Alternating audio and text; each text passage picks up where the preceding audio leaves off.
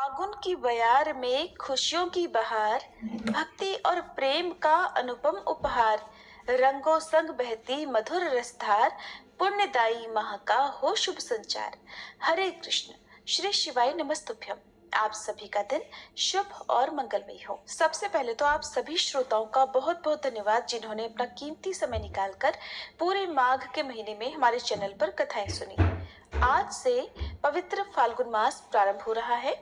फाल्गुन मास को हम आम बोलचाल की भाषा में फागुन का महीना भी कहते हैं और हर बार की तरह आज से आपको हमारे इस चैनल पर हर दिन नियम से फाल्गुन मास की धार्मिक कथाएं भी सुनाई जाएगी। कथाओं का शुभारंभ करने से पहले जानते हैं फाल्गुन मास के महत्व के बारे में। किस देवी देवता का पूजन इस पवित्र मास में किया जाता है, कौन कौन से ऐसे प्रमुख व्रत त्योहार हैं जो इस मास में आते हैं और इस मास में किन चीजों का सेवन करना चाहिए, किन चीजों का दान करना चाहिए।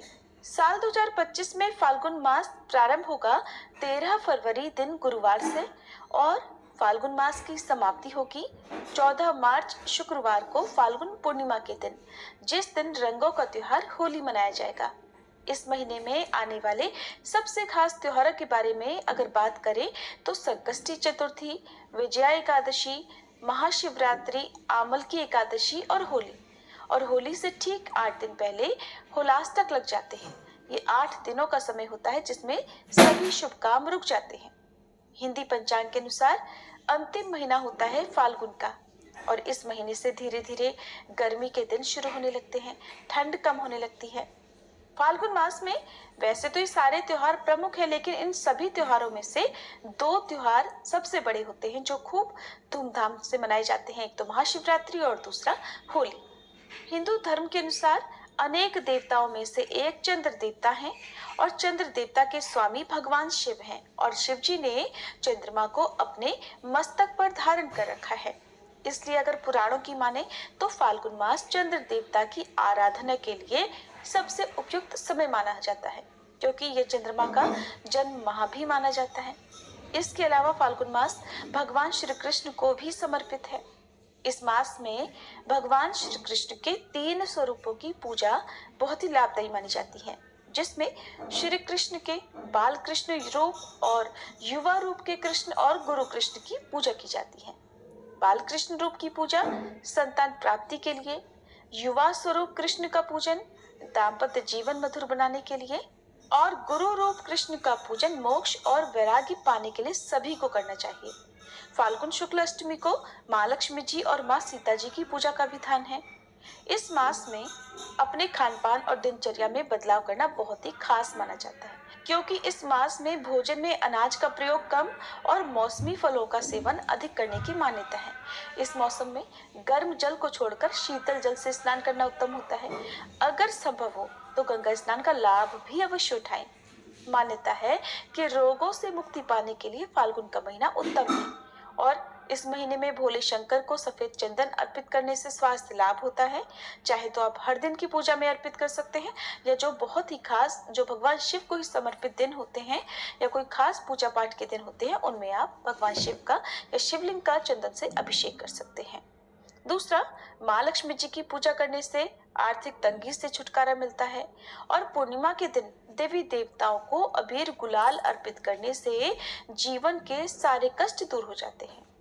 फाल्गुन मास में दान का अधिक महत्व है और इस महीने में अपनी क्षमता के अनुसार गरीबों को दान और पितरों के निमित्त तर्पण भी जरूर करना चाहिए। फाल्गुन मास में शुद्ध घी, तेल, सरसों का तेल जिसमें खास तौर पर और मौसमी फल आदि का दान अत्यंत ही शुभ फल प्रदान करने वाला माना गया है। इस मास में ज्यादा से ज्यादा रंगीन वस्त्रों का आपको प्रयोग करना चाहिए। सुगंध का प्रयोग आप करें और भगवान कृष्ण की पूजा में अधिक से अधिक जितने हो सके रंग बिरंगे ताजे फूलों का प्रयोग करें और ध्यान रखें हर बार की तरह मांस, मदिरा या नशे आदि के सेवन से परहेज करना चाहिए। तो चलिए अब शुभारंभ करते हैं फाल्गुन मास महात्म्य की कथाओं का। और कथा सुनकर आप वीडियो को लाइक करके कमेंट बॉक्स में हर हर महादेव तो जरूर। Welcome to the premium independent floors at Dakshin by Signature Global, where every detail is crafted to match your aspirations. And now we proudly introduce the long time awaited sky floors at Dakshin Vistas. start your mornings with breathtaking views of the Aravallis and end your evenings under the stars. These terraces are not just spaces, they are your personal retreat in the sky. Set in the heart of South Gurugram, Dakshin spans over 125 plus acres, offering high street retail, a premium school, Club Anandam, yoga areas, and so much more. Plus, with unmatched connectivity, you are always close to everything that matters. So hurry, because EOIs are now being accepted, and for more details, contact your relationship manager now. जरूर लिख दीजिएगा, क्योंकि कथा सुनने के बाद आप इतने मुग्ध हो जाते हैं, मोहित हो जाते हैं कि आप वीडियो को लाइक करना या फिर कमेंट करना तो भूल ही जाते हैं। इसलिए आप हर दिन कथाएं सुनने के साथ साथ वीडियो को लाइक करके कमेंट भी जरूर कर दिया करें, क्योंकि कमेंट के माध्यम से मुझे ये भी पता चल जाता है कि आपको ये कथाएं कैसी लगती हैं। प्राचीन समय में नर्मदा नदी के तट पर नर्मपुर नाम का एक नगर था। वहां पर विश्वानर नाम के एक मुनि रहते थे। वे भगवान शिव के परम भक्त और जितेंद्रिय थे। उनका गृहस्थ जीवन बहुत ही सुखी था। एक बार उनकी पत्नी शुचिस्मति ने उनसे कहा कि स्वामी, मेरे मन में बड़े समय से एक इच्छा है। तब मुनीश्वर बोले, ऐसी क्या इच्छा है जो तुम्हें इतने समय तक अपने हृदय में दबाकर रखनी पड़े? निसंकोच होकर कहो।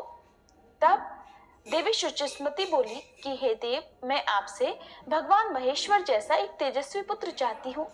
कृपा कर आप मेरी इस इच्छा को पूर्ण कीजिए। पत्नी की बात सुनकर विश्वानर क्षण भर के लिए स्तब्ध हो गए। वे सोचने लगे कि मेरी पत्नी ने ये कैसा दुर्लभ वर मांग लिया।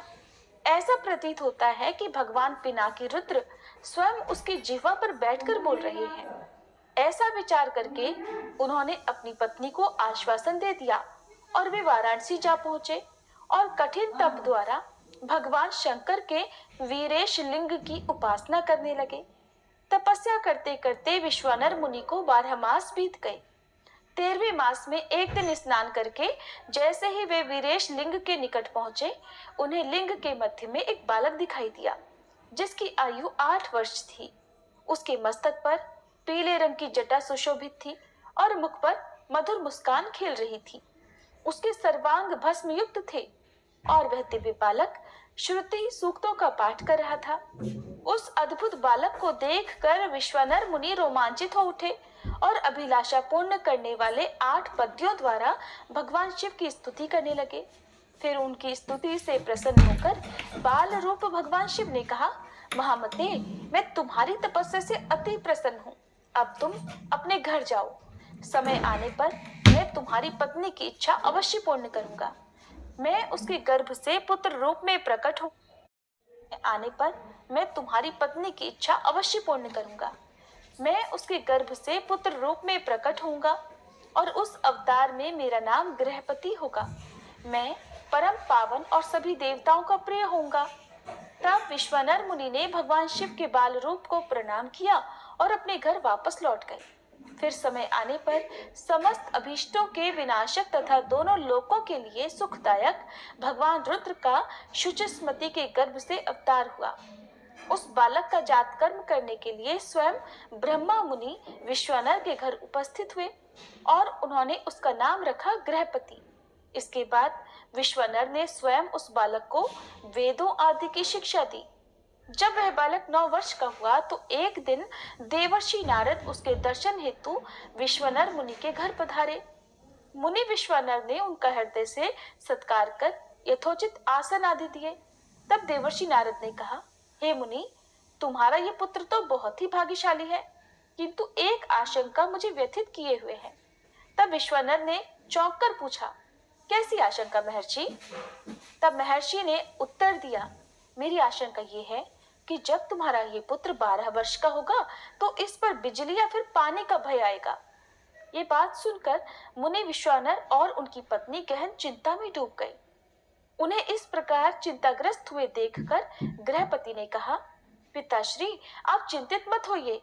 देवाधिदेव महादेव की कृपा से कुछ नहीं होगा। ये तो कालों के भी काल हैं। आप मुझे काशी जाने की आज्ञा दें। तब मुनि ने आज्ञा दे दी। काशी पहुंचकर गृहपति नित्य गंगा जल से पूर्ण 108 कलशों द्वारा भगवान शिव का अभिषेक और शिव मंत्र का जप करने लगे। जब उन्होंने 12वें वर्ष में प्रवेश किया तो एक दिन इंद्र उनके समक्ष प्रकट हुए और बोले, विप्रवर, मैं तुम्हारे तप से प्रसन्न हूँ, अपनी इच्छा अनुसार वर मांगो। तब गृहपति बोले, आप चले जाइए इंद्रदेव, मैं पशुपति नाथ के अतिरिक्त और किसी से वर पाने का इच्छुक नहीं हूँ। वैसे भी आप छल से अहिल्या का सतीत्व नष्ट करने वाले पर्वत शत्रु इंद्र ही तो हैं। बालक गृहपति की ये बात सुनकर देवराज इंद्र को क्रोध आ गया और उन्होंने अपने वज्र से उस बालक को डराया, जिससे गृहपति को मूर्छा आ गई। तभी भगवान शिव ने प्रकट होकर कहा, उठो वत्स, जो मेरा भक्त है उस पर इंद्र तो क्या यम भी दृष्टि नहीं डाल सकते। आज से मैं तुम्हें अग्निपद प्रदान करता हूँ। तुम्हारे द्वारा स्थापित ये लिंग काशी में अग्निश्वर के नाम से प्रसिद्ध होगा। ऐसा कहकर भगवान शिव वहीं अंतर्ध्यान हो गए और बालक गृहपति घर लौट कर आ गए। ये थी तेजस्वी बालक की कथा। सभी मिलकर प्रेम से बोलिए, भोले शंकर भगवान की जय। अब सुनिए फाल्गुन मास महात्म्य का आज का अध्याय। बहुत पुरानी बात है। एक गांव में भगवान शिव का एक मंदिर था। उसी मंदिर के बाहर एक पेड़ था, जिस पर एक नन्ही चिड़िया रहा करती थी। चिड़िया के 3 छोटे छोटे बच्चे भी थे और वह चिड़िया गांव के घरों से दाना चुग कर लाती, खुद भी खाती और अपने नन्हे मुन्ने बच्चों का पेट भी भरा करती। वह चिड़िया भगवान शिव की भक्त थी। हमेशा मन में भगवान शिव और माता पार्वती को याद करा करती। उसी गांव में एक सेठ और सेठानी भी रहा करते थे। सेठ सेठानी की कोई भी संतान नहीं थी। सेठानी इसी बात से दुखी होकर घर के पीछे बैठकर अक्सर रोती रहती थी। वह चिड़िया पेड़ पर बैठकर उस सेठानी को रोता हुआ देखती। ये देखकर वह चिड़िया खुद भी परेशान हो जाती और मन में भगवान शिव और माता पार्वती से सेठ सेठानी को संतान देने की प्रार्थना किया करती। सेठानी बहुत ही धार्मिक और दयालु थी, लेकिन सेठ बहुत कंजूस था और उसे पूजा पाठ भी पसंद नहीं थी। उसका मन किसी भी धार्मिक कर्म में नहीं लगता था और वह दान आदि देने से भी मना किया करता था। सेठ को भगवान पर कोई विश्वास नहीं था। वह कभी भी पूजा पाठ नहीं करता था और न ही कभी कोई व्रत की कथा पढ़ता या सुनता था। सेठ के इन्हीं कर्मों के कारण उन्हें संतानहीन होने का दुख झेलना पड़ रहा था। उधर सेठानी को गांव की ही औरतें जब बांझन कहती तो सेठानी घर के पीछे बैठकर रोती रहती। चिड़िया पेड़ पर बैठकर जब ये सब देखती तो उसे सेठानी पर बहुत तरस आता था। उसे बहुत दुख हुआ करता था। एक दिन मन में कुछ सोचकर उस चिड़िया ने अपने बच्चों से कहा कि बच्चों, तुम अपना ख्याल रखना, मैं बहुत दूर जा रही हूँ और जल्दी ही वापस लौट कर आ जाऊंगी। ऐसा कहकर वह चिड़िया कैलाश पर्वत की ओर उड़ चली। बहुत लंबी उड़ान के बाद आखिरकार वह चिड़िया कैलाश पर्वत पर पहुंच ही गई। उड़ान भरते भरते उसका गला सूख आया था और लंबी उड़ान के कारण वह चिड़िया बहुत थक भी गई थी। इसी कारण कैलाश पर्वत पर पहुंचने के तुरंत बाद ही वह मूर्छित हो गई। माता पार्वती ने जब उस मूर्छित चिड़िया को देखा तो उस पर तरस खाकर उसे अपने हाथ के स्पर्श से पहले जैसा ऊर्जावान कर दिया। माता पार्वती ने उस चिड़िया से पूछा कि तुम इतनी मेहनत करके इतनी लंबी उड़ान भरकर यहाँ किस कारण से आई हो? तब चिड़िया ने कहा, माता, मेरे गांव में एक सेठ सेठानी रहते हैं, लेकिन उनकी कोई भी संतान नहीं है। आप कृपा करके उन्हें संतान सुख दे दीजिए। आप उन्हें पुत्र दे दीजिए, क्योंकि संतान के लिए सेठानी जी बहुत दुखी हैं, बहुत रोती रहती हैं। और हे माता, मुझसे उस सेठानी का दुख देखा नहीं जाता। चिड़िया की बात महादेव भी सुन रहे थे। तब महादेव ने उस चिड़िया से कहा कि वह सेठ ना तो कभी पूजा पाठ करता है, ना कभी भागवत कथा सुनता है और न ही कोई पुण्य का कर्म करता है। उसने कोई भी ऐसा अच्छा कर्म नहीं किया जिससे उसके भाग्य में पुत्र योग बन सके, इसलिए उसका कोई पुत्र नहीं हो सकता।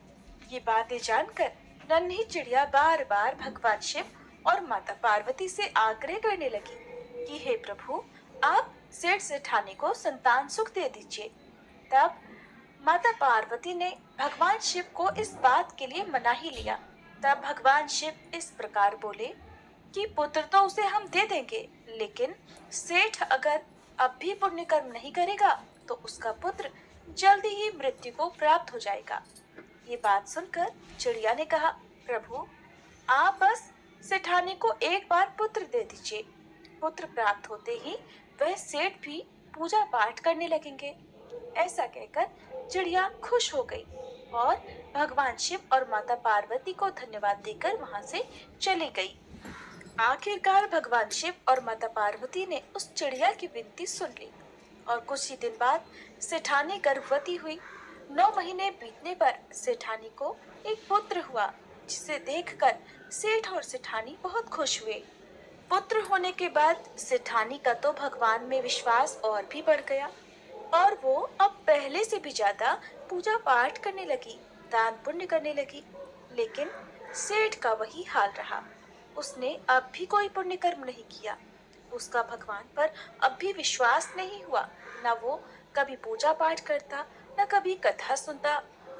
पेड़ पर बैठकर वह चिड़िया अक्सर सेठ के पुत्र को देखा करती। धीरे धीरे समय बीतने लगा। अब चिड़िया को सेठ के पुत्र की चिंता होने लगी। चिड़िया को भगवान शिव की कही हुई बात याद थी। उसे सेठ के पुत्र की चिंता होने लगी। वो सोचने लगी कि सेठ का पुत्र हो गया है, इसके बाद भी वह सेठ नहीं बदला। अब भी ये कोई दान पुण्य नहीं करता, कहीं इसके पुत्र की मृत्यु न हो जाए। इसी प्रकार एक दिन चिंतित होकर वह चिड़िया फिर से लंबी उड़ान भरकर कैलाश पर्वत पर जा पहुंची और वहां जाकर भगवान शिव और माता पार्वती से आग्रह करने लगी कि वे सेठ को पुण्य कर्म करने के लिए प्रोत्साहित करें। माता पार्वती ने जब देखा कि ये चिड़िया दूसरों के लिए इतनी दयालु है, दूसरों के प्रति इतनी चिंता करती है, तो वे बहुत प्रसन्न हो गई।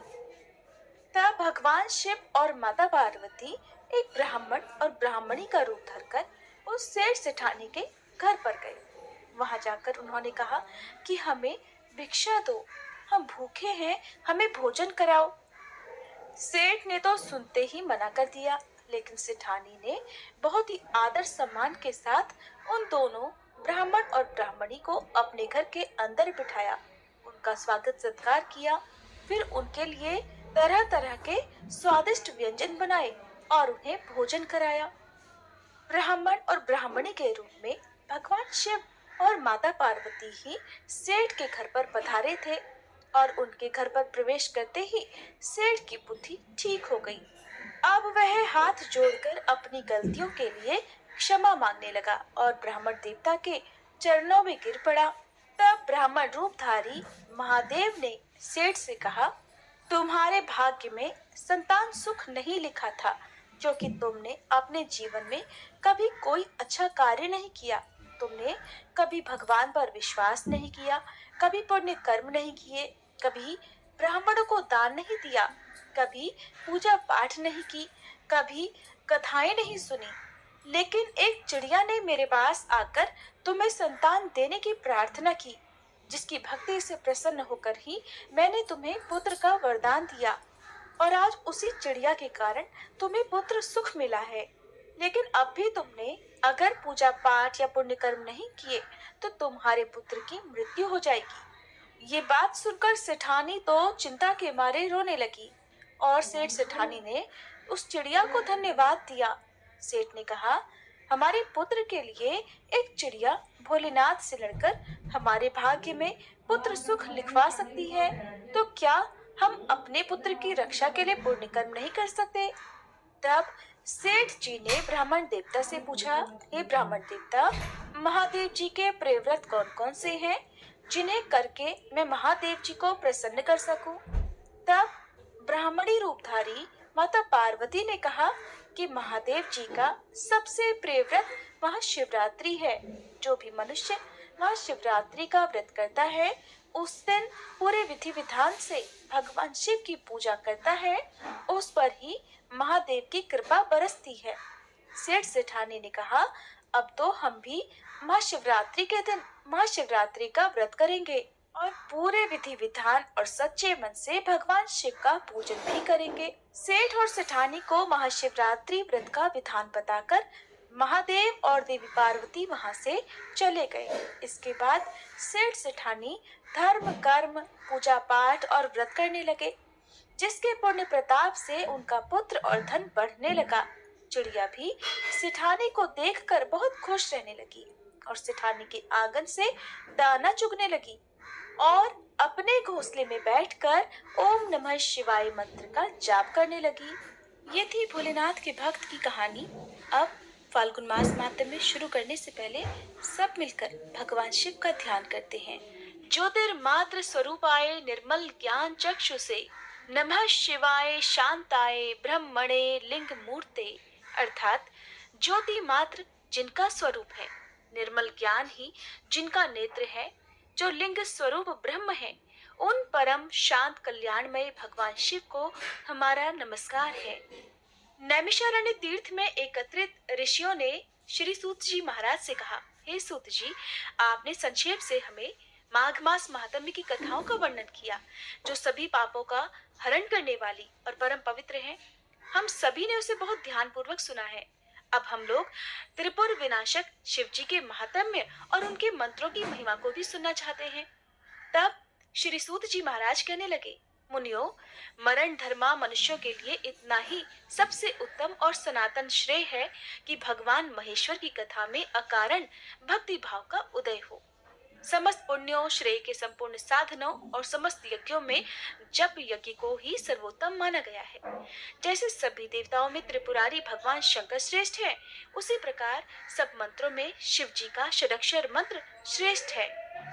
उसी को प्रणव से रहित होने पर पंचाक्षर मंत्र अर्थात नमः शिवाय भी कहते हैं। वह जप करने वाले पुरुषों को मोक्ष देने वाला है, अर्थात ओम नमः शिवाय ये षडक्षर मंत्र सभी पुरुषों को मोक्ष प्रदान करता है। सिद्धि की इच्छा रखने वाले सभी श्रेष्ठ मुनि इस मंत्र का सम्यक रूप से सेवन करते हैं। शिव जी के शुभ पंचाक्षर मंत्र में सर्वज्ञ परिपूर्ण सच्चिदानंद स्वरूप भगवान शिव सदा ही रमते रहते हैं। श्री सूत जी कहते हैं, हे ऋषियों, फाल्गुन मास में कृष्ण पक्ष की चतुर्दशी का उपवास अत्यंत दुर्लभ है। उसमें भी शिवरात्रि में जागरण करना तो मैं सभी मनुष्यों के लिए और भी दुर्लभ मानता हूँ। उससे भी अत्यंत दुर्लभ है शिवलिंग का दर्शन, और परमेश्वर शिव के पूजन को तो मैं और भी दुर्लभतर मानता हूँ। 100 करोड़ जन्मों में उत्पन्न हुई पुण्य राशि के प्रभाव से कभी भगवान शंकर की बिल्व पत्र से पूजा करने का अवसर प्राप्त होता है। 10,000 वर्षों तक जिसने गंगा जी के जल में स्नान किया है, उसको जो फल मिलता है वही फल मनुष्य एक बार बिल्व पत्र से भगवान शंकर की पूजा करके अनायास ही प्राप्त कर लेता है। प्रत्येक युग में जो जो पुण्य इस संसार में लुप्त हुए हैं, वे सभी फाल्गुन कृष्ण चतुर्दशी अर्थात शिवरात्रि में पूर्णतः विद्यमान रहते हैं। लोक में ब्रह्मा आदि देवता और वशिष्ठ आदि मुनि इस फाल्गुन कृष्ण चतुर्दशी की भूरी भूरी प्रशंसा करते हैं। इस शिवरात्रि को अगर किसी ने उपवास किया तो उसे 100 यज्ञों से अधिक पुण्य मिलता है। जिसने एक बिल्व पत्र अर्थात बेल पत्र से शिवलिंग का पूजन किया है, उसके पुण्य की समता तीनों लोगों में भला कौन कर सकता है। इस विषय में एक परम सुंदर पुण्य कथा कही जाती है। हे ऋषियों, इक्ष्वाकु वंश में मित्रसह नाम से प्रसिद्ध एक परम धर्मात्मा राजा हुए हैं। वे समस्त धनुर्धारियों में श्रेष्ठ, सभी अस्त्र शस्त्रों के ज्ञाता, शास्त्रज्ञ, वेदों के पारंगत विद्वान, शूरवीर, अत्यंत बली, उत्साही, नित्य उद्योगी और दया के निधान थे। राजा को खेल खेलने का व्यसन था। एक दिन उन्होंने अपनी बहुत बड़ी सेना साथ लेकर भयंकर वन में प्रवेश किया और वहां बहुत सारे व्याघ्र, जंगली सुअर और सिंहों को अपने बाणों से बींध डाला। राजा मित्र सह रथ पर सवार होकर कवच से सुरक्षित होकर वन में भ्रमण कर रहे थे। उसी समय उन्होंने अग्नि के समान आकृति वाले एक निशाचर को मार दिया। उसका छोटा भाई दूर से ये देखकर शोकमगन हो गया और वह कहीं छिप गया। भाई को मारा गया देखकर उसने मन ही मन इस प्रकार विचार किया कि ये राजा तो बड़ा दुर्धर्ष वीर है, इसे छल से ही जीतना चाहिए। ऐसा निश्चय करके वह पापात्मा राक्षस मनुष्य के समान आकृति बनाकर राजा के पास आ गया। राजा ने सेवा करने के लिए विनीत भाव से आए हुए उस पुरुष को देखकर अज्ञानवश उसे रसोई घर का अध्यक्ष ही बना दिया। इसके बाद राजा लौटकर अपनी पुरी को आ गए। महाराज मित्रसह की पत्नी मदयंती नाम से प्रसिद्ध थी। वह नल की स्त्री दमयंती के समान बड़ी पतिव्रता थी। एक दिन राजा मित्रसह ने श्राद्ध के दिन मुनिवर वशिष्ठ जी को निमंत्रित करके अपने घर पर बुलाया। उस समय रसोइये के रूप में राक्षस ने साग में मनुष्य का मांस मिला दिया और वही वशिष्ठ जी के आगे परोस दिया। उसे देखकर वशिष्ठ जी बोले, राजन, तुझे धिक्कार है, धिक्कार है। तू इतना दुष्ट और छली है कि मेरे आगे मनुष्य का मांस रख दिया। इस पाप के कारण जा, तू राक्षस हो जाएगा। राजा मुनि के चरणों में गिर पड़े और मुनि को विश्वास दिलाने लगे कि उन्होंने ऐसा नहीं किया है। जब मुनि को अपने तपोबल से यह मालूम हुआ कि ये सारी करतूत तो राक्षस की है, तब उन्होंने उस शाप को 12 वर्षों की अवधि में सीमित कर दिया। तब राजा भी कुपित होकर बोले कि ये मेरी करतूत नहीं थी और ना ही मैं इस विषय में कुछ जानता ही था। मुनिवर, तब भी आपने मुझे अकारण शाप दे डाला, इसलिए गुरु होने पर भी मैं आपको श्राप देता हूँ। ऐसा कहकर राजा अंजलि में जल भरकर अपने ही गुरु को शाप देने के लिए तत्पर हो गए। ये देखकर रानी मदयंती ने पति के चरणों में गिरकर उन्हें ऐसा करने से रोका। रानी के वचन का मान रखने के लिए राजा शाप देने से निवृत्त हो गए और उस अंजलि के जल को उन्होंने अपने दोनों पैरों में डाल दिया, क्योंकि वह जल तो शापित हो चुका था, जिससे राजा के दोनों पैर मलिन हो गए, अर्थात कलमश युक्त हो गए। तब से राजा का नाम कलमाशपाद हो गया। गुरु के शाप से राजा वन में विचरने वाले राक्षस बन गए। एक दिन वन में कहीं किशोर अवस्था वाले नवविवाहित मुनि दंपत्ति रमण कर रहे थे। उस समय उस नरभक्षी राक्षस ने तरुण मुनि कुमार को खाने के लिए पकड़ लिया, ठीक वैसे ही जैसे मृग के नन्हे से शिशु को कोई व्याघ्र पकड़ लेता है। राक्षस के वश में पड़े हुए अपने पति को देखकर उसकी प्यारी पत्नी करुणापूर्वक बोली, हे सूर्य वंश यशोधर महाराज, आप ऐसा पाप मत कीजिए। आप राक्षस नहीं, अयोध्या के सम्राट हैं, राजा मदयंती के पति हैं। प्रभु, ये मेरे स्वामी तो मुझे प्राणों से भी अधिक प्रिय हैं, इन्हें मत मारिए। शरण में आए हुए दीन दुखी मनुष्यों को आप ही सहारा देने वाले हैं। इन महात्मा पति के बिना मेरा यह शरीर मेरे लिए महान भार है। इस मलिन पापमय 5 भौतिक शरीर से क्या सुख होगा। ये मुनि कुमार देखने को बालक हैं, किंतु वेदों के विद्वान, शांत, तपस्वी और अनेक शास्त्रों की ज्ञाता हैं। इन्हें प्राणदान देकर आपको संपूर्ण जगत के रक्षा करने का पुण्य प्राप्त होगा। महाराज, मैं एक ब्राह्मण की पत्नी हूँ, अभी बालिका हूँ, मुझ पर कृपा कीजिए। आप जैसे साधु पुरुष अनाथों, दीनों और पीड़ितों पर कृपा करने वाले होते हैं। इस प्रकार प्रार्थना करने पर भी उस निर्दयी नरभक्षी राक्षस ने उस ब्राह्मण कुमार की गर्दन मरोड़ डाली और उसे मारकर खा गया। तब वह पतिव्रता ब्रह्माणी अत्यंत शोक से ग्रस्त होकर विलाप करने लगी। उसने पति की हड्डियों को एकत्रित करके भयंकर चिता प्रज्वलित की और पति का अनुसरण करने के लिए अग्नि में प्रवेश करते समय राक्षस रूपधारी राजा को इस प्रकार शाप दिया, अरे ओ पापात्मन, तूने मेरे पति को खा लिया है, इसलिए तू भी जब स्त्री से समागम करेगा उसी समय तेरी मृत्यु हो जाएगी। ऐसा कहकर वह पतिव्रता पत्नी चिता की आग में प्रवेश कर गई। गुरु के शाप का उपभोग करके राजा पुनः अपने स्वरूप को प्राप्त हुए और प्रसन्नता पूर्वक घर को चले गए। उन्हें एक के बदले दूसरा शाप मिल गया था। रानी मदयंती उस पतिव्रता ब्रह्माणी के शाप को जानती थी, इसलिए वैधव्य से डरकर उन्होंने रति की इच्छा वाले पति को अपने पास ही आने से मना कर दिया। राजा मित्रसह राज्य के सुख भोग से विरक्त हो गए और संपूर्ण लक्ष्मी का त्याग करके फिर से वन में चले गए। राज्य छोड़कर संपूर्ण पृथ्वी पर विचरते हुए राजा ने अपने पीछे पीछे आती हुई एक भयंकर रूप वाली पिशाचिनी को देखा। वह ब्रह्म हत्या थी। श्रेष्ठ मुनियों के उपदेश से राजा ने उस ब्रह्म हत्या को पहचान लिया। उसके निवारण के लिए विरक्ति चित्त वाले राजा ने अनेकों वर्षों तक बहुत से क्षेत्रों में विचरण किया। फिर भी जब वह ब्रह्मत्या से मुक्त नहीं हुए, तब वे मिथिला में आए। उसी समय उधर आते हुए निर्मल अंतःकरण वाले गौतम मुनि को उन्होंने देखा और उनके पास जाकर बार बार प्रणाम किया। तब मुनिश्रेष्ठ गौतम ने राजा को आशीर्वाद देकर मंद मंद मुस्कुराते हुए कहा, राजन, तुम्हारे यहाँ कुशल तो है ना? तुम्हारे राज्य में कोई विघ्न बाधा तो नहीं है? राजा कहने लगे, ब्राह्मण, आपकी कृपा से हम सब लोग कुशल हैं, परंतु ये भयंकर रूप वाली पिशाचिनी मुझे बड़ा दुख दे रही है। शापग्रस्त होकर हमने जो दुर्लंघ पाप कर डाला है, उसकी शांति सहस्त्रों प्रायश्चितों से भी नहीं हो पा रही। आप प्रेम पूर्वक संभाषण करके मेरे मन को आनंदित कर रहे हैं। महाभाग, आज अपने चरण कमलों की शरण में आए हुए मुझ पापी को शांति प्रदान कीजिए, जिससे मुझे सुख मिल सके। तब करुणानिधि गौतम जी कहने लगे, राजन, तुम्हें साधुवाद है? अब अपने महान पापों से होने वाले भय को त्याग दो। जब भगवान शंकर स्वयं रक्षा करने वाले हैं, तब उनकी शरण में आए हुए भक्तों को भला कहां से भय हो सकता है? गोकर्ण नामक मनोरम क्षेत्र महापापों का संहार करने वाला है, और वहां बड़े से बड़े पाप भी नहीं टिक सकते। गोकर्ण क्षेत्र में विद्यमान भगवान शिव स्मरण करने मात्र से समस्त पापों का नाश कर डालते हैं।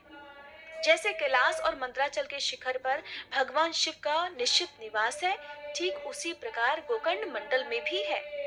वहां महादेव जी महाबल नाम से निवास करते हैं। रावण नामक राक्षस ने घोर तपस्या करके जिस शिवलिंग को प्राप्त किया था, उसी को गणेश जी ने गोकर्ण क्षेत्र में स्थापित किया है।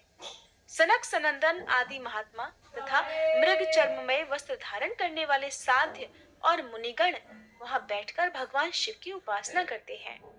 दंडी मुंडी स्नातक ब्रह्मचारी और तप से समस्त पापों को जला डालने वाले महात्मा भी देवाधिदेव शिव जी की उत्तम भक्ति से उपासना करते हैं।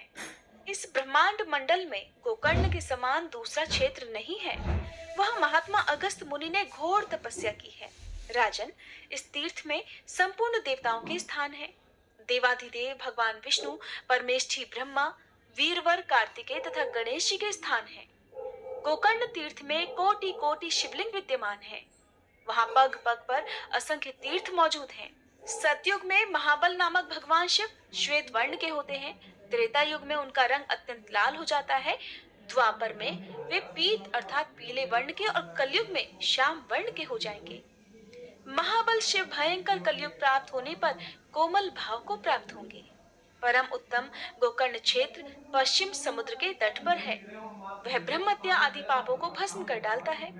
इस संसार में जो ब्रह्मघाती, भूतद्रोही, शठ और अन्य पापों से ग्रस्त होते हैं, वे सब गोकर्ण तीर्थ में पहुंचकर वहां के तीर्थों में स्नान करके महाबल नामक शिव जी का दर्शन करने पर शिवलोक को प्राप्त होते हैं। वहां पुण्य तिथियों को, पुण्य नक्षत्र और पुण्य दिन में जो महेश्वर शिव की पूजा करते हैं, वे सब शिव रूप हो जाते हैं।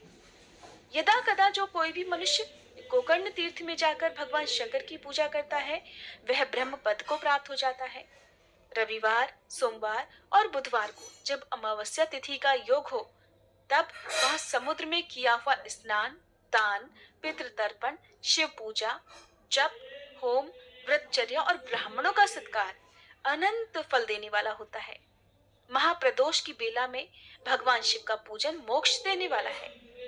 फाल्गुन मास में जो परम पुण्यमयी कृष्ण पक्ष की चतुर्दशी आती है, उस दिन शिवलिंग और बिल्वपत्र इन सब का सुयोग दुर्लभ है। अहो, माया कैसी प्रबल है कि जिससे मूढ़ हुए मनुष्य भगवान शिव की इस महातिथि को उपवास तक नहीं करते। शिवरात्रि का उपवास, जागरण, भगवान शंकर के समीप निवास और गोकर्ण क्षेत्र का वास, इन सब का सुयोग होना मनुष्यों के लिए शिवलोक में जाने की सीढ़ी है। राजन, मैं भी इस समय गोकर्ण तीर्थ से लौटकर आया हूँ। शिवरात्रि को उपवास करके भगवान शिव का महोत्सव देखकर लौटा हूँ। शिवरात्रि पर वहां का महान उत्सव देखने के लिए सभी देशों से चारों वर्णों के लोग वहां आए थे। स्त्री, बालक, वृद्ध और चारों आश्रमों के निवासी वहां आकर देवेश्वर शिव का दर्शन करके कृतकृत्यता को प्राप्त हुए। लौटते समय मार्ग में एक अद्भुत आश्चर्य की बात देखकर मैं परमानंद में निमग्न होकर कृतार्थ हो गया हूँ। तब गौतम मुनि ने राजा को उस अद्भुत आश्चर्य की जो बात बताई, उसका वृतांत आप अगले अध्याय में सुनेंगे। उम्मीद है आज की ये कथा आपको पसंद आई होगी।